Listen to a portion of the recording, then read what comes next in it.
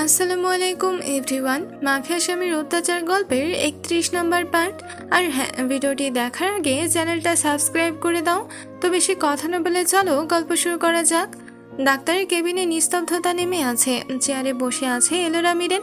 তার চোখে অস্থিরতা, ঠোঁট দুটো শক্ত করে চেপে ধরা, গালের কাটা দাগটা যেন তার সমস্ত সৌন্দর্যকে চিরে দিয়ে গেছে।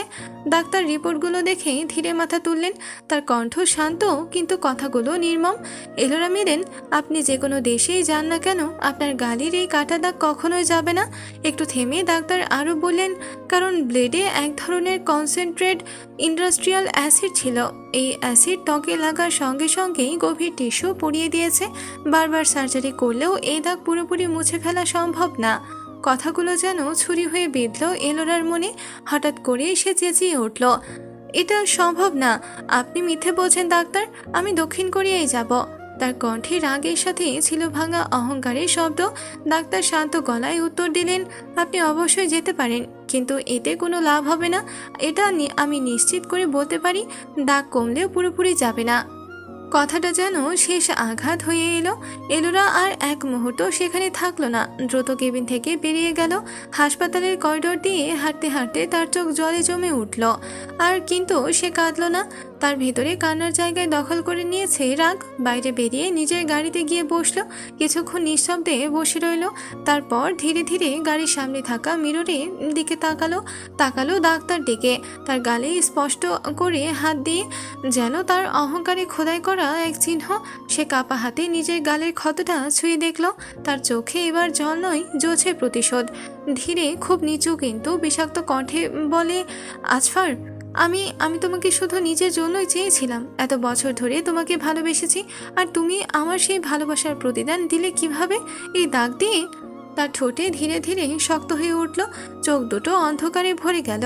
সে তীব্র আক্রোশ নিয়ে বলে, আমি এলোরা মিলেন, তুমি যে ক্ষত আমাকে দিয়েছ তা কখনোই ভুলবো না। তার কণ্ঠে প্রতিজ্ঞা, কিন্তু সেই প্রতিজ্ঞার ভেতরে লুকিয়ে আছে ভালোবাসার ভাঙা অবশিষ্টাংশ। তার চেয়েও ভয়ঙ্কর প্রতিশোধের আগুন। সেই আয়নায় এখন শুধু একটি দাগ নয়, কারো ভাঙা অস্তিত্ব। সকাল মাত্রই ফুটতে শুরু করেছে। জানালার ফাঁক দিয়ে হালকা আলো ঢুকেছে কেবিনে। নরম ধূসর এক আলো, যেন রাত আর দিনের মাঝামাঝি কোনো সময়। ওষুধের প্রভাব ধীরে ধীরে কেটে আসে। চেরির ঘুম ভাঙল। সে আস্তে আস্তে চোখ পিটপিট করে খুলল। প্রথমেই তার চোখে পড়ে আজফারের মুখের ওপরের, কিন্তু তার বুকের ওপর মাথা রেখে শুয়ে আছে সে। মুহূর্তে জেরি ঠোঁটের একটুখানি হাসি ফুটে উঠল, একটা নিরাপদ শান্তির হাসি। সে আবার চোখ বন্ধ করে নিল। একটু আরও চেপে গেল আজফারের বুকে, যেন এই বুকটাই তার আশ্রয়, তার নিরাপত্তা, তার সবকিছু।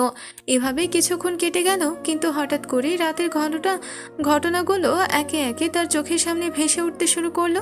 আজফারের রাগ করে রুম ছেড়ে চলে যাওয়া, ঘন অন্ধকারে ডুবে যাওয়া রুম, অচেনা সেই লোকটা, তার শ্বাস আর স্পর্শ, তাকে তার হত্যার ইচ্ছা, সবকিছু যেন আবারও জীবন্ত হয়ে উঠল। চেরির শরীর কেঁপে উঠল। সে আরও জড়সড় হয়ে আজফারের বুকে গুটিয়ে গেল। তার হাতটা, যা আজফারের পিঠের উপর ছিল, হঠাৎ শক্ত হয়ে গেল। সে অজান্তেই নখ দিয়ে খামচে ধরল আজফারের পেট। চেরির লম্বা নখের আঁচড়েই চিরে গেল আজফারের ত্বক। রক্ত বের হলো হয়তো। হালকা ব্যথায় আজফারের ঘুম ভেঙে গেল। সে চোখ খুলে তাকাতেই দেখলো চেরি তার বুকে গুটিয়ে আছে, শক্ত করে তাকে আঁকড়ে ধরে। মেয়েটার চোখের পাতা খিচে বন্ধ করা, যা এতক্ষণে ক্ষণে ক্ষণে কেঁপে উঠছে। চেরি হাত সরিয়ে দিল না আজফার, বরং আরো কাছে টেনে নিল তাকে। আলতো করে তার মাথায় হাত বুলিয়ে দিতে লাগলো। নরম আশ্বাস ভরা কণ্ঠে বলে ওঠে, ওয়াইফি, ভয় পেও না, আমি এখানে আছি। রেড ওয়াইন, চোখ খোলো, আমার দিকে তাকাও। চেরি চোখ বন্ধ করেই রাখলো। তার শ্বাস ভারী, এছাড়া কোনো প্রতিক্রিয়া দেখাচ্ছে না। আজফার একটু কঠিন গলায় আবার বলল, আমি চোখ খুলতে বললাম তো, শুনছো না? এবার চেরি নড়ল না, চোখ বন্ধ রেখে শুধু কাপা গলায় বলল, না, আমি চোখ খুলবো না। চোখ খুললেই আপনি হারিয়ে যাবেন। আমার আমার ভয় হয়। তার কণ্ঠ সম্পূর্ণ ভয়। কিন্তু আজফার কিছুক্ষণ চুপ করে তার দিকে তাকিয়ে রইল। এই মেয়েটা যে সবসময় পরিণত শান্ত বড়দের মতো কথা বলতো, আজকাল সে এমন করে কথা বলছে যেন অল্প বয়সী ছেলে মেয়ে। হঠাৎ করেই আজফারের মনে হলো চেরি আসলে সত্যিই খুব ছোট, হয়তো সে নিজেই তাকে বড় ভেবেছিল এতদিন। আজফার ধীরে একটা দীর্ঘশ্বাস ফেললো। এই দীর্ঘশ্বাসে কি অনুতাপ ছিল নাকি ক্লান্তি তা বোঝা গেল না। সে আবার নরম গলায় বলল, আমি হারাবো না, আমাকে অনুভব করতে পারছো? আমি এখানেই আছি, চোখ খোলো। চেরি আবারও মাথা নাড়ল। না, সে চোখ খুলবে না, যেন চোখ খুললেই সব কিছু ভেঙে যাবে। কিছুক্ষণ অপেক্ষা করলো আজফার, তারপর আর ধৈর্য ধরল না। হঠাৎ করে সে ঝুঁকে এসে চেরির ওষ্ঠ নিজের ওষ্ঠে বন্দি করে ফেললো। চেরি মুহূর্তে চমকে উঠল, ফট করে চোখ খুলে ফেললো। তার চোখে বিস্ময়ে বড় হয়ে গেছে, সে যেন শ্বাস নিতেও ভুলে গেছে। তার হাতের শক্তি এক মুহূর্তেই আলগা হয়ে গেল। হাতটা ধীরে নেমে এসে পড়ল আজফারের বাহুর ওপর, আর সে স্থির হয়ে তাকিয়ে রইল আজফারের দিকে, যেন প্রথমবার সে নিশ্চিত হলো সে সত্যিই আছে। কেবিনের ভেতর একটা চাপা নীরবতা। চেরি তখনও বেডে শুয়ে, তার নিঃশ্বাস ধীরে, স্থির, চোখ বন্ধ। অথচ এই শান্ত পরিবেশের আড়ালে লুকিয়ে আছে এক অদৃশ্য বিপদ, যেটা আজফারের খুব ভালো করে অনুভব করতে পারছে আজফার। ডাক্তার রিপোর্টগুলো দেখে শেষ করতেই আজফার আদেশ করে বলে, ডিসচার্জের সব আনুষ্ঠানিকতা সম্পূর্ণ করুন। কথাটা বলতেই ডাক্তারের চোখে স্পষ্ট দ্বিধা ফুটে ওঠে। তিনি সন্তুষ্ট নন, কিছুটা অসন্তুষ্ট গলায় নিয়ে বলে জানান, মিস্টার আসফার ইসদান, মিসেস ইসদানকে আজ এখানে থাকতে হবে। কথাটা ছিল চিকিৎসাগতভাবে একদম যুক্তিসঙ্গত। আজফারও সেটা জানে। সে জানে চেরির আজ হাসপাতালে থাকাই ভালো, কিন্তু তার চোখের সামনে ভেসে উঠল গতরাতের ঘটনা। অজানা শত্রু, তার বুকের ভেতর হঠাৎ এক অদৃশ্য চাপ তৈরি হলো। এই মুহূর্তে হসপিটাল নিরাপদ না।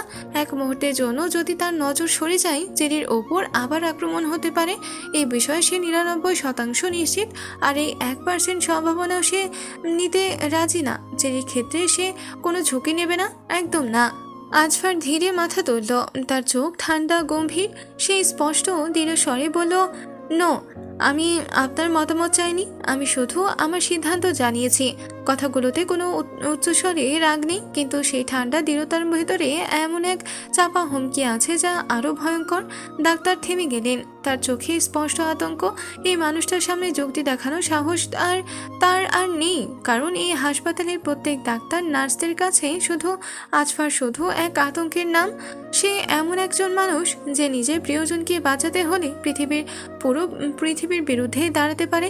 ডাক্তার ধীরে ধীরে মাথা নত করলেন, আর কিছু বললেন না।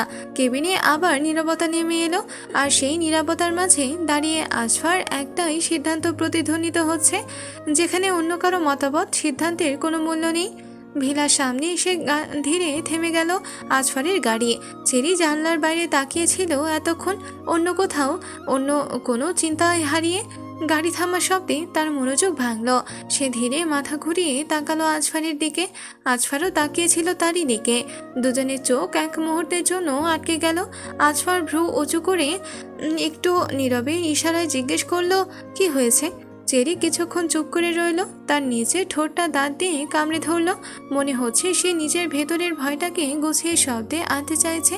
অবশেষে ধীরে বলল, আমি এখানে থাকতে চাই না, আমাকে অন্য কোথাও নিয়ে চলুন। তার কণ্ঠে জেদ ছিল না, ছিল একদম নিঃশব্দ অসহায় ভয়, যে ভয়টার শব্দে পুরোটা প্রকাশ করা যায় না, কিন্তু চোখে স্পষ্ট দেখা যায়।